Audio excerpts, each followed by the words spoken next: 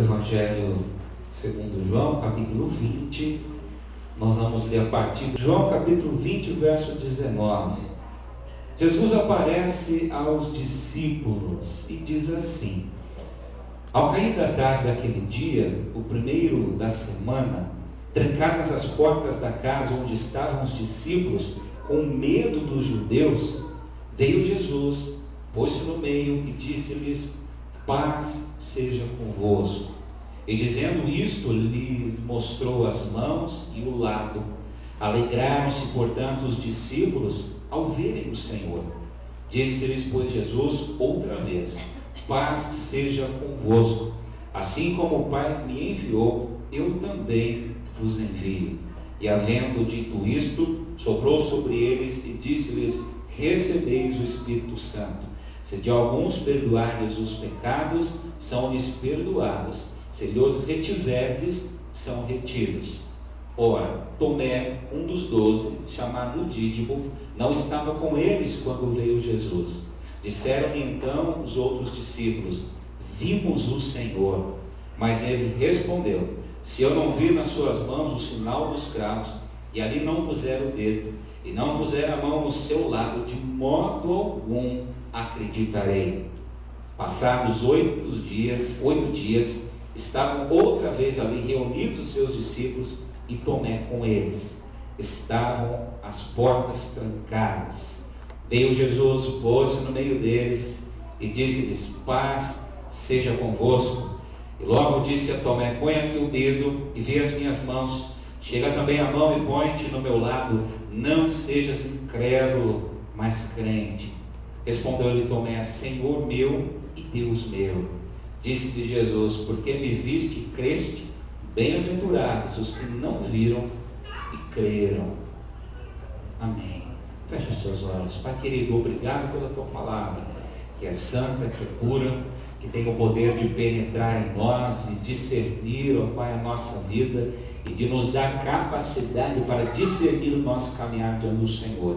Que a tua palavra venha a cumprir a função de luz na nossa vida, que a tua palavra, Senhor, venha nos ensinar, que a tua palavra venha corrigir a rota da nossa caminhada, se assim necessário. Pai, abre o nosso coração, fala conosco, nós pedimos em nome de Jesus. Amém. Amém. Jesus morreu por você. Viva!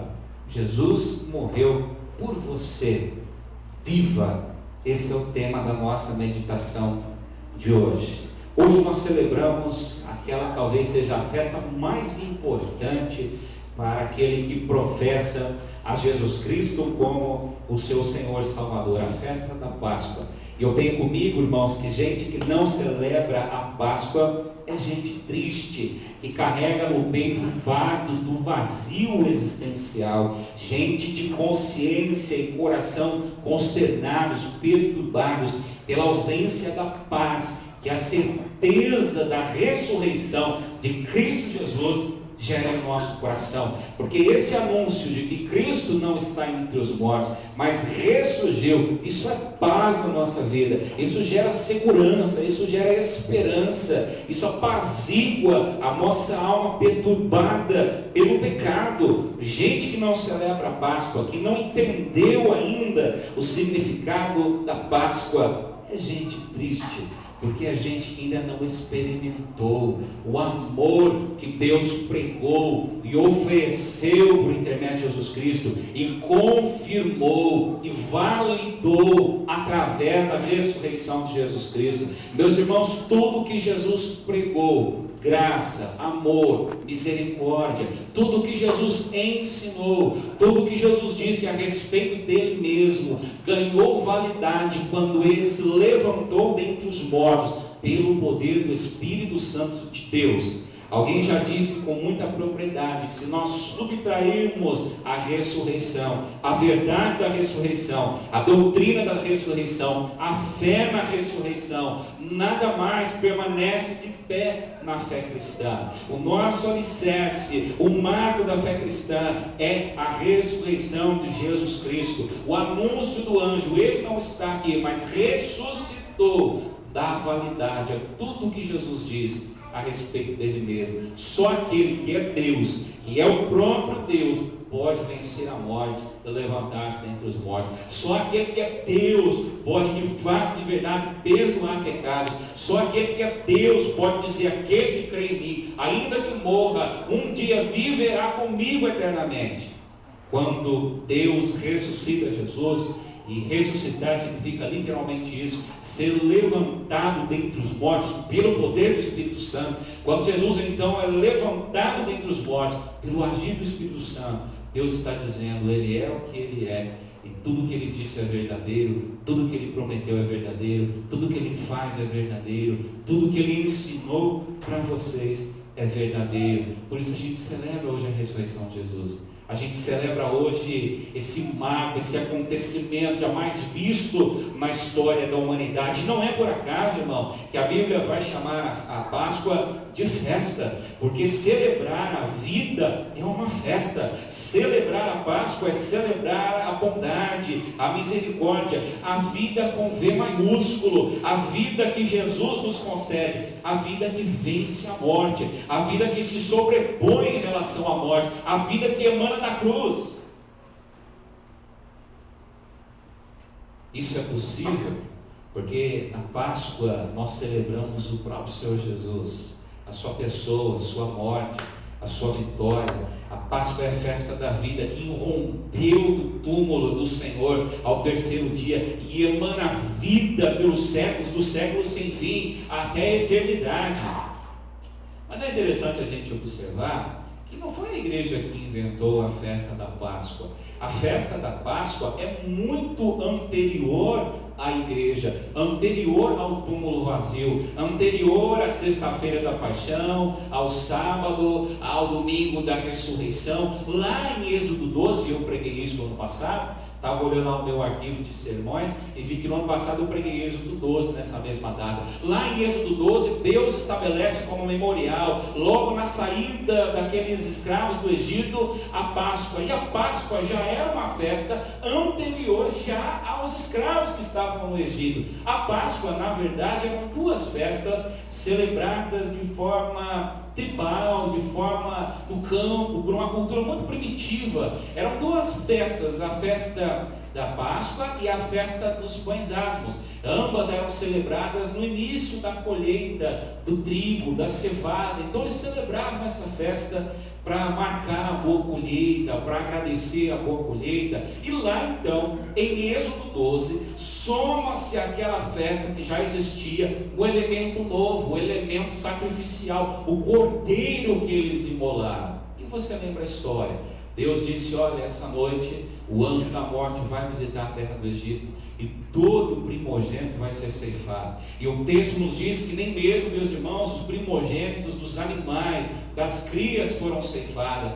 Todo primogênito foi ceifado naquela noite. E aonde a morte não entrou, aonde a morte não tocou, aonde o anjo da morte não ceifou vidas, era onde as casas, nas casas, onde as portas e as janelas estavam marcadas com o sangue daquele cordeiro. Então a morte passou por sobre aquelas casas. E aí o sentido etimológico da palavra Páscoa, passar por cima. E quando nós então olhamos para Jesus, e o apóstolo Paulo vai dizer para nós lá em 1 Coríntios 5,7, que Cristo é a nossa Páscoa, Cristo é o nosso Cordeiro Pascal. A Bíblia está dizendo para nós, o Novo Testamento está dizendo para nós, que em Cristo nós somos cobertos pelo seu sangue, e a morte não pode nos tocar. Em Cristo, o Cordeiro imolado na cruz, meus irmãos, a morte não pode ceifar-nos, a morte não pode nos destruir, a morte não pode nos tragar, a morte passa por sobre o cristão, a morte não tem mais a palavra final sobre a vida do cristão, porque o Cordeiro, a marca do sangue do Cordeiro, nos livra de toda condenação, nos livra de todo pecado. A marca do sangue do Cordeiro é a certeza de que ainda que este corpo morra, um dia, ao ressoar da última trombeta, ele ressuscitará glorioso, incorruptível, para habitar com o Senhor na eternidade.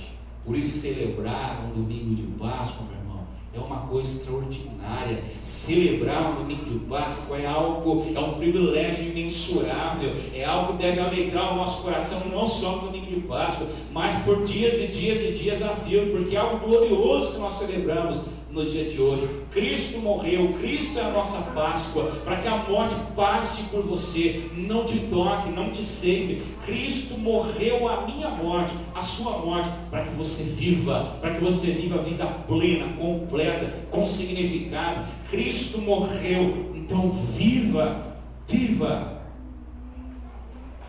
Mas é interessante olhar esse texto, e apesar de Páscoa hoje ser celebrado com festa, com alegria, a impressão que eu tenho, não sei se foi a sua impressão, ao ler esse Evangelho de João, capítulo 20, que naquele dia não houve festa, que naquele dia ninguém estava cantando o hino, ressurgiu, da glória, da sepultura ressurgiu. Porque, meu irmão, se você prestou atenção, naquele dia, quando Jesus aparece, sequer os discípulos estavam lá. Vamos lá esperar Jesus ressurreto. O texto que nós lemos no Evangelho de Marcos diz que as mulheres, e a mulher sempre mais corajosa que o homem, as mulheres compraram as ervas, compraram os preparos necessários e foram para o túmulo de Jesus festejar a saída de Jesus do túmulo. Foi isso?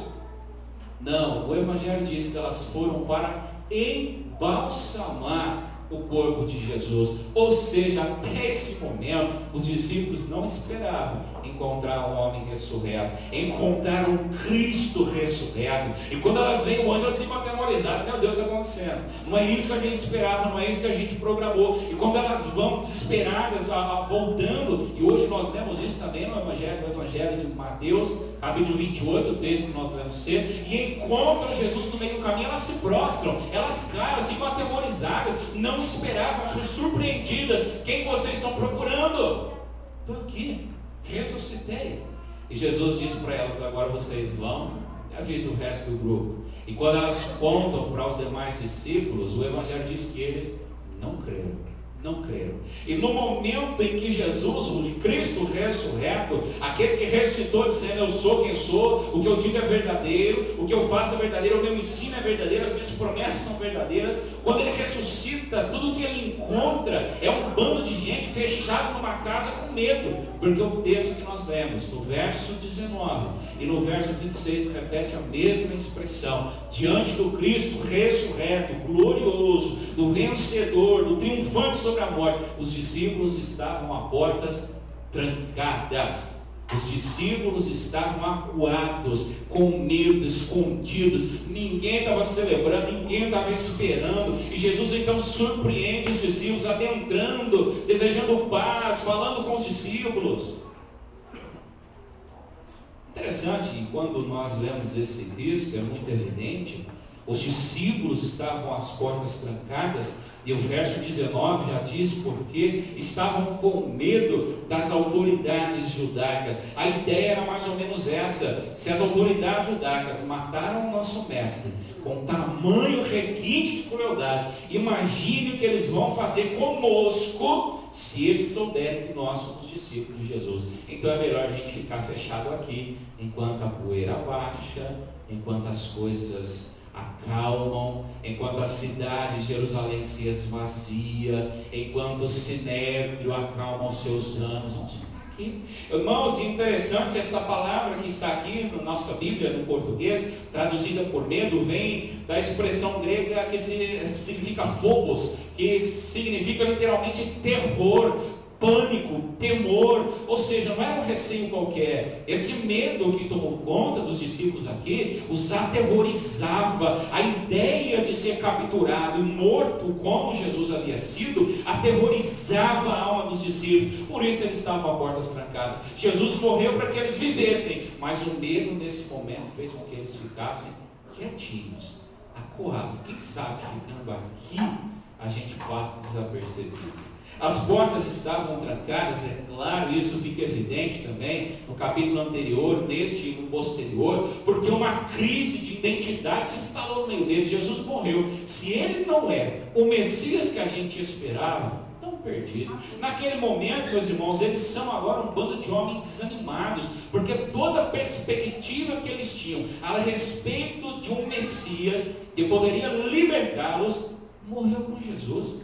E lembre-se que antes de Jesus, muitos outros levantaram-se dizendo Messias. Nos tempos bíblicos, não foram poucas as vezes que alguém se levantou dizendo: olha, eu sou o Messias. Olha, não, eu sou o Messias. Não, eu sou o Messias. E por isso Jesus falou: olha, quando vocês ouvirem dizer que eu estou aqui, que eu estou ali, que eu estou acolá, não, eu agora só volto aqui na nuvem nos céus, como um relâmpago. Eu preguei isso semana passada. Não foram poucas as vezes que eles tiveram esperança de que o Messias estava ali de fato. Mas Jesus era diferente, porque Jesus fez milagres, Jesus expulsou demônios, Jesus ensinou com autoridade que deixou pasmo os doutores da lei. Agora era o Messias de verdade, agora as coisas iam acontecer. Eles viram Cristo transfigurado, eles viram os demônios se submeterem, eles viram o morto ressuscitar. Agora vai acontecer, agora Israel vai ter a sua glória devida, o seu status devido entre as nações, agora vai. Mas de repente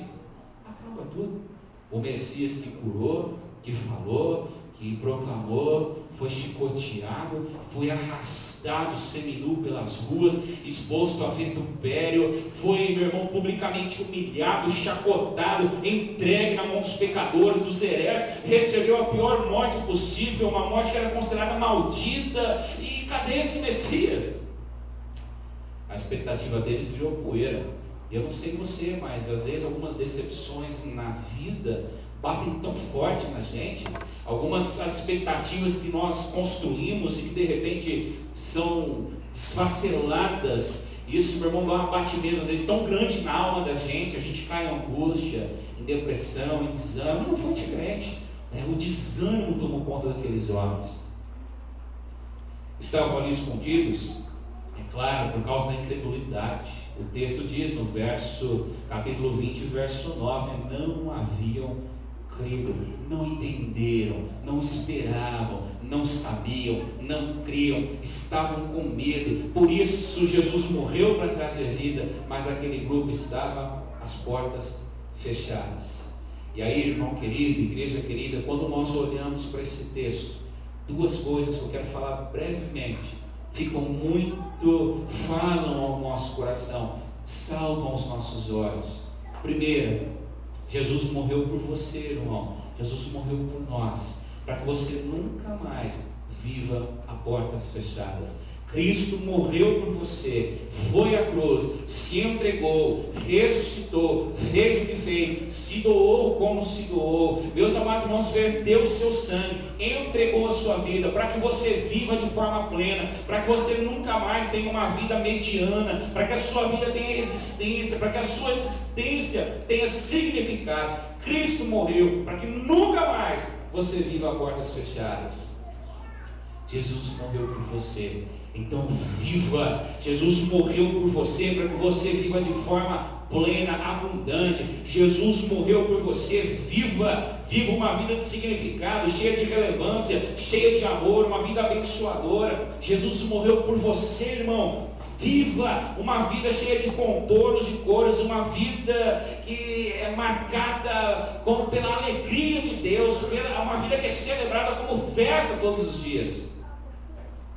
Às vezes eu tenho a impressão que a gente vive a vida como se a vida fosse uma maldição, um fardo que a gente carrega, uma coisa difícil de ser suportada.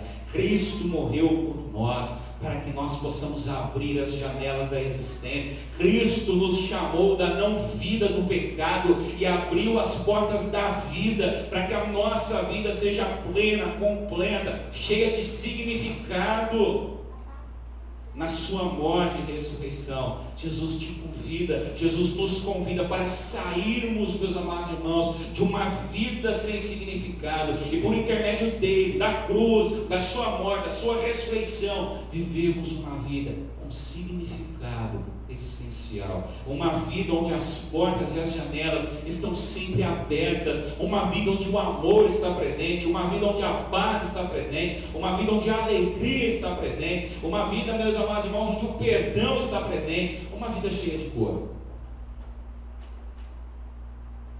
Nenhuma porta permanece fechada quando a minha vida tem significado existencial em Cristo Jesus. Nenhuma janela na minha vida permanece fechada quando a nossa vida ganha significado a partir da morte, da ressurreição de Cristo Jesus. Meus irmãos, quando a vida tem significado em Cristo, a vida é dádiva, celebrada todos os dias. Quando a vida tem significado em Cristo, ela se torna uma festa que eu celebro todos os dias.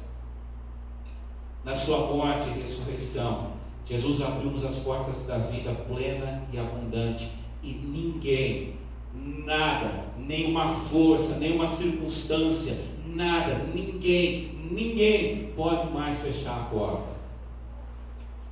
O significado essencial que a morte e a ressurreição de Jesus Cristo conferem à minha vida é muito maior do que os meus temores, é muito maior do que as minhas frustrações pessoais, é muito maior do que as minhas expectativas não correspondidas, é muito maior do que os traumas da minha alma, é muito maior do que qualquer angústia, adversidade que a vida possa trazer. Cristo está vivo, ressuscitou, venceu a morte, é a nossa Páscoa, é aquele que nos cobre para que a Páscoa, aconteça na nossa vida. Mas eu temo que muitos ainda estão vivendo a portas fechadas.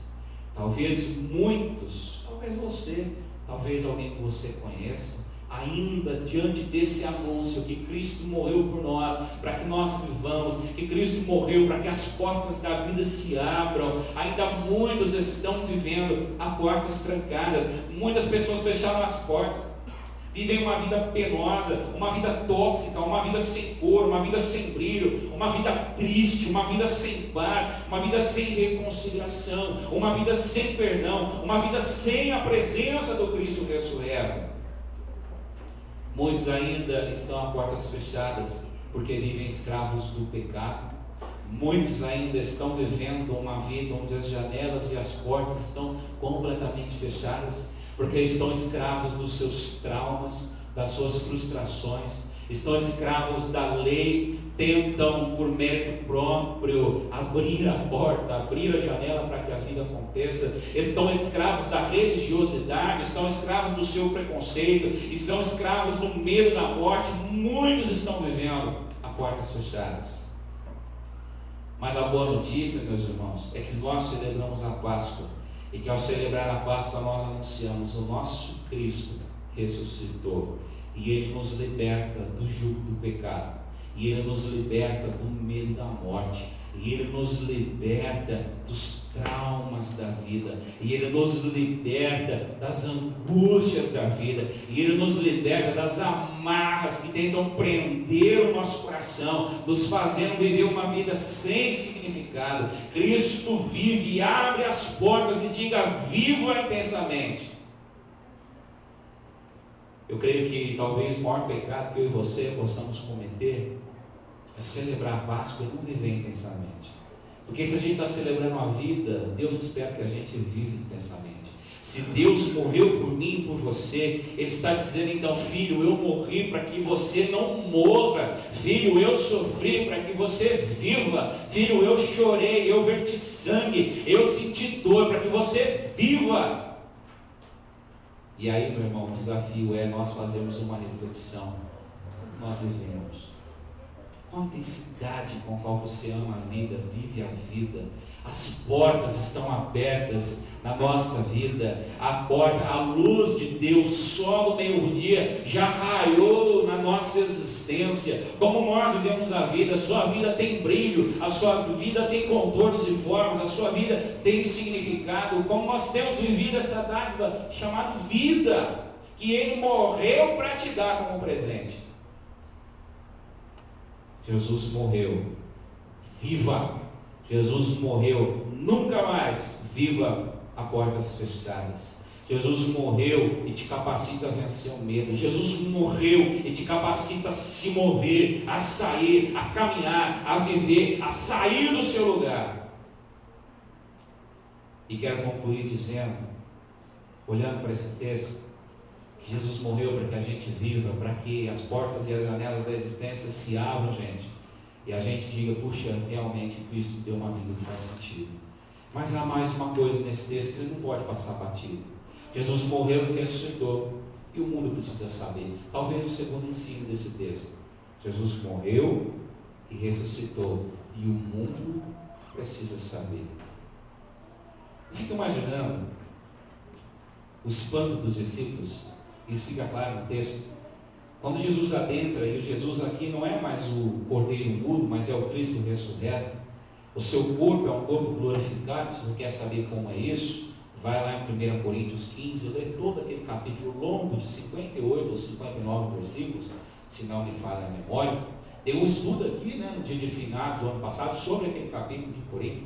Mas é um corpo glorificado, ele adentra. O texto diz que ninguém abre a porta, Jesus simplesmente adentra. E aí Jesus começa a falar com um, falar com outro. E Jesus fala algo significativo, meu irmão, no verso 21. Disse, pois, Jesus outra vez: paz seja convosco, assim como o Pai me enviou, eu também vos envio. Essa notícia de que Cristo é vida não pode ficar só para nós. Essa notícia de que na Páscoa Jesus venceu a morte e abriu a janela da existência para você viver uma vida plena, absoluta, completa, uma vida abençoadora. Isso precisa ser multiplicado. A nossa missão como discípulo é anunciar ao mundo, é dizer para aqueles que estão trancados ainda numa vida infeliz, a nossa missão é bater na porta e dizer assim: olha, eu venho aqui em nome de Jesus, dizer que o Jesus que ressuscitou quer abrir as portas para você. Sai daí, conheça a vida, saia desse lugar de medo, de angústia, de insegurança. O Deus da vida ressuscitou e me mandou aqui falar isso para você. Jesus não disse para esses discípulos: olha, eu ressuscitei, agora vocês vão e façam igreja, façam festas, façam isso, façam aquilo, façam instituições, façam conselhos, briguem lá teologicamente quem está certo, os calvinistas, os arminianistas, os luteranos e todos os istas da vida. Jesus não falou nada disso. Jesus falou que aquele que crê no que ele fez, aquele que encontrou-se com o ressurreto, precisa agora ir anunciar isso. Essa notícia não pode caber em mim, meu irmão. Isso precisa sair, isso precisa crescer, isso precisa ecoar na minha vida, explodir na minha vida, porque muita gente não sabe disso.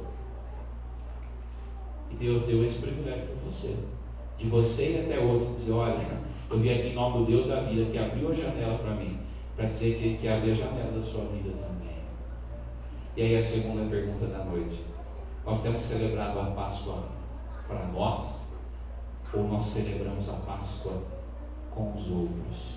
Interessante que a coletividade na Páscoa sempre foi a ideia inicial de Deus, porque depois você lê lá Êxodo 12, quando você chegar na sua casa, e Deus diz assim: Moisés, vai lá e fala para eles matar um cordeiro sem mácula, sem ruga, sem defeito.